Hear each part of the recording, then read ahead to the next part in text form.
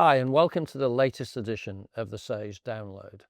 I'm delighted to be joined today by Adam from Tyne Cheese, and we're going to be discussing the small business landscape in the UK and unpacking what AI means in practice for today's entrepreneurs. So, Adam, thanks very much for hosting me today here at your premises. So, how would you describe Tyne Cheese's mission, in a sentence? To make good quality vegan cheese accessible to as many people as possible. And obviously, you've been scaling the business to try and achieve that mission. What are some of the challenges, maybe also opportunities as well? Kind of what's going well, but what are some of the pain points? The main pain points for us has been any sort of hurdle that involves a big upfront cost. That's always been a massive issue for us. We we try to make our products as affordable as possible, and we operate on very small margins. So in terms of scaling up, it's been a massive undertaking. The unit that we're sat in right now, there was a lot of hard decision making involved in moving here, and we're just hoping that it's the right decision and we're able to utilize the space as we plan to. And you moved here when? Couple of years ago? At the start of last year, right after quite a busy Christmas period, which is typically our busiest time of the year, we had the opportunity to take over this unit pretty much kitted out, ideally for food production. It was a lot more affordable than, doing it from scratch. So it was kind of a now or never moment for us. It was the only way we could really make that step work. Yeah, and maybe take us back a little bit further as well in terms of the journey that you've been on. So before you came here to this location, where were you before, and sort of how long has this journey? How long have you been pursuing this dream? So I joined Tyne Cheese 8 years ago. The business has been around for about 11. It started off in the founder's flat kitchen, and then it moved into her parents' bigger kitchen, essentially. So I joined the company when they were in that space, and after about 2 years, we moved into our first sort of purpose-built unit for food production, but it was basically a retrofitted office, so it wasn't exactly ideal. It was quite cramped. We were really at capacity there, and we had to turn down quite a few big potential customers because we could not give them what they wanted. There was one supermarket where they placed a proposed order, and we could not possibly give them what they wanted, and we had to turn it down. And that, even then, that was when we sort of realized we need to get out of here somewhere bigger. So when the next opportunity does come along, we can quickly scale up what we're doing. As you've gone through that journey and as you're scaling the business, um, at what points did you realize that you needed you needed technology to help you? So whether that be taking orders, scheduling, production, I mean, where did those pain points, come first? Well, with it being such a small team, as general manager, I do a bit of everything. So it's finding the big time sinks that can be sped up or automated. And that's where AI came in. Um, so a big thing that was taking up a lot of my time was just admin work, just the stuff that needs to be done on a daily basis. And it stops you from doing the stuff that you want to do, the stuff that grows the business, because you're too focused on just maintaining the business. Yeah, absolutely. And just as you think about how as you've been scaling production, how do you go about planning that? Do you have particular software that you use, or to what degree is that still manual? So at the moment, a lot of the production planning is done with Excel spreadsheets, just things that I've built over the years, and they've got bigger and, well, a bit too big. And I would like to move a lot of that to like purpose-built software, because it just feels like we're starting to fall behind on that front. It would be good to use some kind of software that has AI integration. So, some of the monotonous things that I'm currently doing with planning production can be automated. So Adam, you think about how you go about scheduling production as you're scaling and get more of those orders in. I mean, how does that work? Is that manual, or do you use software to help you do that? Yeah, at the moment, a lot of it is manual. We use Excel spreadsheets to plan a lot of the production. Um, and in terms of actually processing the orders that have been placed into that spreadsheet, that's all manual. So there is room for human error at the moment because I'm manually reading the quantities and inputting them into the spreadsheet. And it's very time consuming, and double checking it to try and avoid those errors just uses more time. And I guess that's an area where you would hope that, some of that, kind of repetitive work that, AI could help you with that, so to free you up and give you more time to focus on the things that you really want to do. Yeah, definitely. It would be great to eventually just have a system where orders are placed and it's automatically processed. I mean, that is doable. It's just for us, it's too big of an expense to sort of have a bespoke system made for us. So if there's tools that we have access to that, are easy to use and anyone can kind of interact with, that would really help with how we do those aspects of the business. No. And do you find, I mean, do you have time to, kind of explore, what's available, or I mean, I talk to lots of small business owners who will say to me, one of the hardest things, Steve, is I just don't have time to understand what's available to me. That's partly it. I did look at the alternatives a few years ago when the company changed ownership, and we did look at software that could try and speed things up, but it's just the expense for a company so small. There's typically a minimum cost, and you can tell that it's sort of catered to much larger businesses. There's not really a solution out there for like the small manufacturer at the moment. So, Adam, as you think about, either the products you use today, or products you've been looking at, are there any particular areas of the business, or any particular products which really excite you in terms of possibilities for the future? Yeah, there's several. I mean, definitely Sage Copilot. I'm interested to see what future features that I'll add. I know it's still relatively new.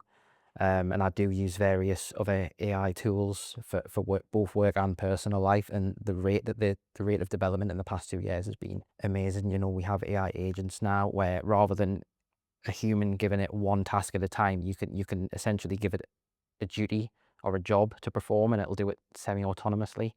So any sort of AI products that are using those types of features where they can do independent analysis or research, that's really exciting, and the use case both for business and for people in their personal lives is Yeah. it's going to be. Have you tried? It only came out this week, I think. Have you tried GPT-5 yet? Yes, yeah. I didn't know if I could name the name of the products, but yes, I've been obsessed with that. I think it just shows you the pace at which the change is happening, the pace at which the machine's AI is able to learn, and it's obviously the same with Sage Copilot, as you say, early days, but we are very rapidly now being able to automate tasks and give more proactive prompts, while still enabling the customer, to stay in the center of things, and really control what the machine is doing, but as I say, kind of elevating your work to free you up so that you can focus on the things that are really important rather than the repetitive things. And that's the most exciting thing about AI as a blanket tool, being able to do things that you want to do, things that, push the business forward, or things that you enjoy. And the sort of more boring, repetitive jobs, you can kind of just push that aside and check in on it every now and then to make sure that it's ticking along. So you can think about how to grow the business Exactly. instead of doing the admin. So since you launched Copilot, has there been a main type of response that you've got from your customers, or have you had like quite a range of varied responses? Yeah, I think the consistency since we launched Copilot is, as we expected. Small mid-sized businesses, the one thing they want to do is save time.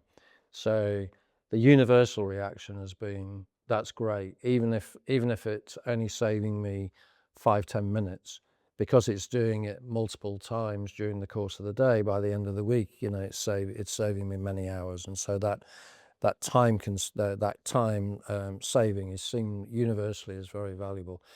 I think where people, there's more of a mixture, is when it comes to the insights and the analysis. And the way I would describe it is that business owners have a mixture of curiosity, so they're intrigued that Sage Copilot can do these things, but they're also cautious because, let's be honest, there's a lot of noise around AI, and so what we need to do over time is build that trust.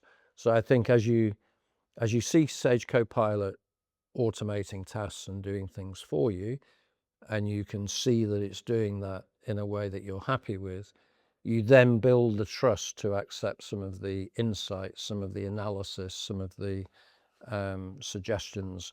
But I think what we're finding is that second part just takes a little bit longer because it takes a while to build that trust. Has there been much sort of concern or criticism from customers that could potentially benefit from it, but they don't quite trust the technology? Yeah, I think it's not so much complaints, but yeah, it's people showing this curiosity. So it's seeking to understand how it works. How's it using my data? What's it doing? And one of the things we decided very early on was, first of all, and this is probably my kind of accounting training. I said everyone's going to want to be able to verify how is the machine doing it. You want an audit trail. So we have throughout the product experience, you can click on a button and it shows you how Copilot has come up with whatever answer it's come up with. So that's the first thing. And then the second thing we've launched is something called Trust Label, which is something that's very similar. But what it's doing again is showing you this is what Copilot's doing with your data, or this is what it's doing within the product. And therefore it's kind of verifying to you, you can trust it. And again, you can click on that trust label and it will explain, why it is as you go through each of these steps that you can trust the product. Because I do think if we can speed up the pace at which people trust working with both Sage Copilot and also other agents that we will introduce in the future, the productivity benefits for people personally and for their teams and their companies is enormous. It really the possibilities are really game changing. That's great. That answers what was going to be my next question about how you can, the steps that you could potentially take to show people the benefit of the technology and how it can be reliable. Like you mentioned there, you can verify the processes. I think one of the other things as well, Adam, is that often when people in companies adopt technology, so they'll introduce a finance system or HR system or whatever. As an individual operating that system, it can be sometimes difficult for you to see the productivity gains for you personally. You can see it for the company as a whole, but often it involves you doing something slightly different, which doesn't feel like it's saving you time. And I think the fantastic thing about AI, probably very similar to when personal computers were first introduced, is they create tremendous productivity for the company, for the enterprise, but they create tremendous productivity for the individual. And I think what will happen is that people will see very quickly that both in a work environment, but also in a personal environment, that actually, if you embrace AI, it again elevates your work, it makes you more productive, and it means both personally and professionally you get to spend more time doing the things you want to do rather than, why would you do something monotonous that a machine can do for you?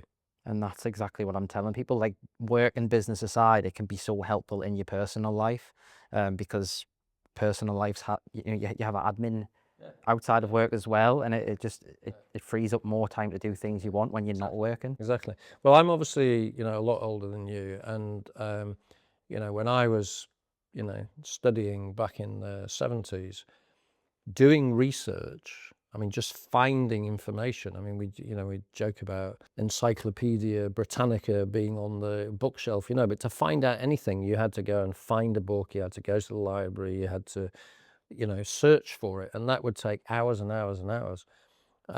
Now, you can go on to any of the latest kind of AI agents, and they can access all of that information for you incredibly quickly. What we now have to do as humans is kind of work through which parts of that can we trust, how do we need to change it. Some of it may not be accurate, and that's why in our world, in accounting, HR, payroll, etc., using Sage Copilot, what we have to do is make sure that we're using data which is verified data. It's from sources that you can trust, and therefore it's not subject to the same kind of hallucinations that the bigger models are, because we're building in 40 years of experience, we're building in all of our expertise around accounting, payroll, and HR, and then we're training the models to stick to that environment rather than go wide. So the very wide search engines are fantastic, but for our world, we need to narrow it so that you can trust the outcomes. This kind of goes in contrast to what you've just said, but is there any potential future plans to lean more into the sort of research and perhaps data analysis aspects of AI for business owners, if they want to be aware of market trends? Yeah, sure. Yeah, so we're developing our own large language models. So what we do is we leverage off the bigger models. So whether that be OpenAI or the various other LLMs that are available, and then what we're doing is combining those, training so that we get the right answers on the things that need to be 100% accurate. So if we're doing payroll, you want your people to be paid properly. If we're doing your financial accounts, you want those to be done correctly. But then starting to extend that into more the kind of FP&A, so the financial planning and analysis, both of your information, but then also comparing it to what's happening in the market, what's happening potentially with competitors, if that information is publicly available. So that again, you can start to widen it, but widen it in a way that's relevant to you. So it's not just going as broad as it wants. It's kind of keeping it within. We're using our expertise to try and help you keep things relevant, so that we can go deeper and give you more meaningful responses rather than go kind of thin and broad. Okay. And going slightly off track from AI slightly, being based and founded in the Northeast, how do you feel doing business in the Northeast is different to sort of the rest of the country? A lot of big work gets done down south. Well, I'm slightly biased because I'm not from this part of the world, but I'm from Yorkshire, so I'm a northerner. But I think roots matter, right? So we were founded here 43 years ago, and those roots matter to us. We've built our business here, and we've expanded globally. So we have people all over the world. But this is our home, and we still have nearly 3,000 people here. And one of the things I'm really proud of is we've built some leading edge AI in our industry, and we have teams of data scientists and engineers all over the world. So we have people in the US, we have people in Barcelona, people in India, etc. But we have about 400 computer science and data scientists here in Newcastle who are at the heart of developing that leading edge AI, not just for the UK market, but globally. And I think that's a really cool thing. I often get asked, well, you can't compete against the Americans, you haven't got enough people in America. And America is a very important market to us. It's nearly half our business.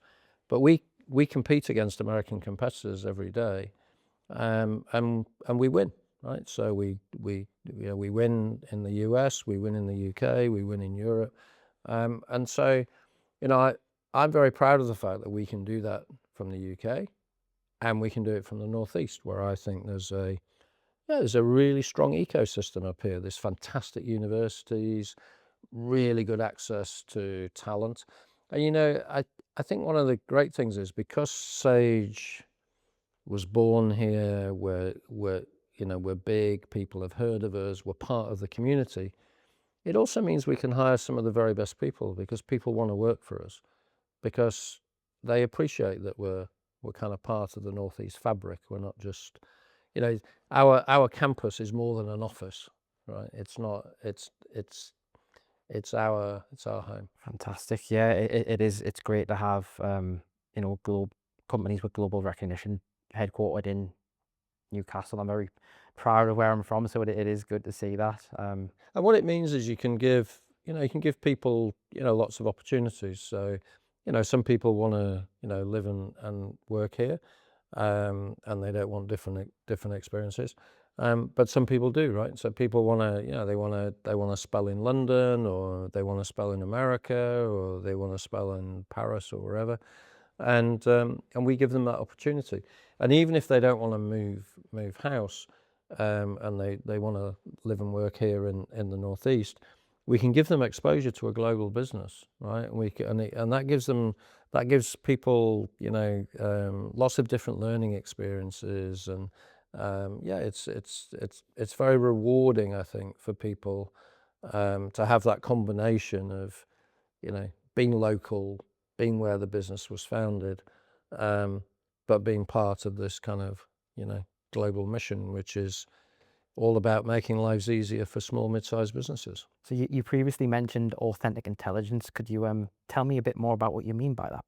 Yeah, I think authentic intelligence came about because, there's a huge amount of talk about artificial intelligence, and I think getting people to build their trust around, artificial intelligence and what it's doing for them, um, is something which is going to take a bit of time.